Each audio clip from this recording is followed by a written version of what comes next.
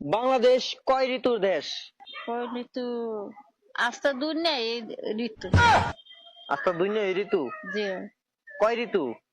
একটা হচ্ছে সিলেট, একটা হচ্ছে ঢাকা, আর একটা হচ্ছে ঢাকা গাবতলী আর সুনামগঞ্জ জেলা থানা হয়েছে নারায়ণখালী।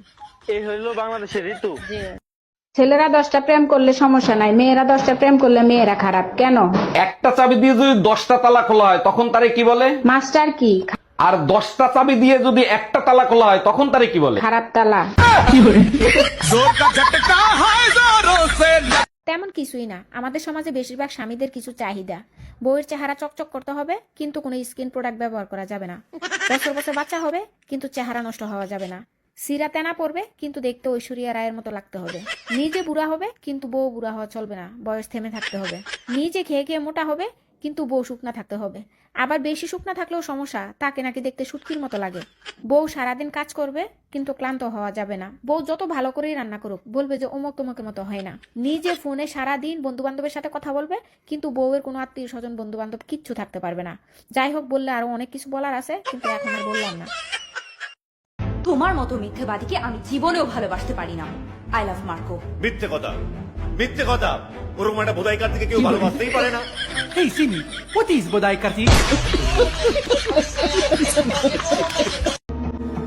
আসসালাম আলাইকুম। ওয়ালাইকুম আসসালাম।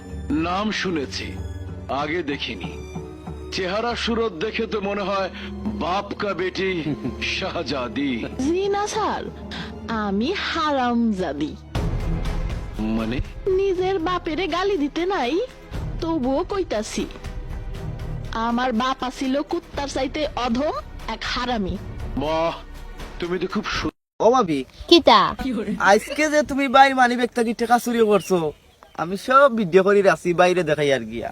খবরদার তোমার বাইরে দেখাইও না, আমি তোমার ওর দেখতিম। আমারে বাগ দেওয়া লাগতো না, কিন্তু আমার একটা শর্ত আছে। কিতা তোমার শর্ত কৌসাই?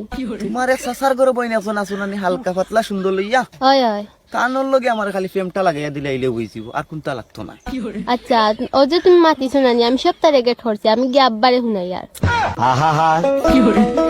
আমি পারি।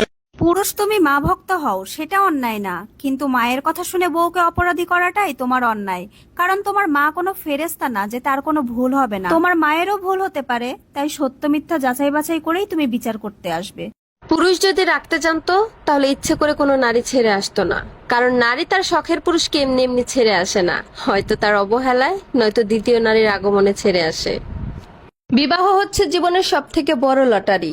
জীবন সঙ্গী ভালো হলে জীবনটা স্বর্গ, কিন্তু জীবন সঙ্গী যদি খারাপ হয় তাহলে জীবনটা নরক হয়ে যায়।